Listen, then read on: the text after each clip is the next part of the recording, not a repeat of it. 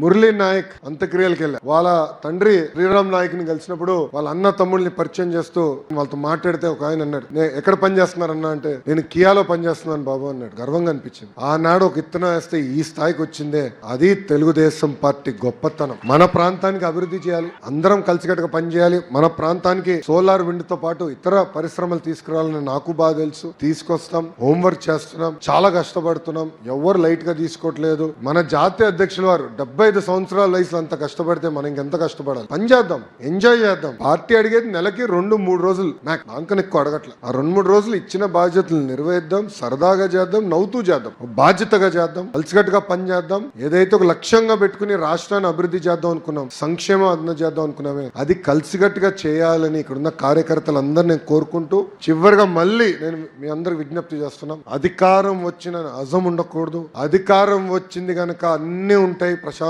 ఉండాలి అనుకోకూడదు. అధికారంలో ఉన్నప్పుడు కూడా ప్రతిపక్షంలో ఉన్నట్టే వ్యవహరించాలి, వదిలిపెట్టుకోవడం. ఒక చిన్న ఇష్యూ అయినా, ఒక చిన్న సమస్య అయినా సీరియస్ గా తీసుకుని మనం పరిష్కరించాలి. ప్రజలు ఇబ్బంది పడుతున్నారంటే 1 కాదు 10 సార్లు కాదు 100 సార్లు పార్టీకి తెలియజేయాలి, మాట్లాడాలి. అయ్యే వరకు వదిలిపెట్టుకోవడం. అది నిజమైన కార్యకర్త సేవ అని ఇక్కడున్న కార్యకర్తలందరూ తెలుపుకుంటూ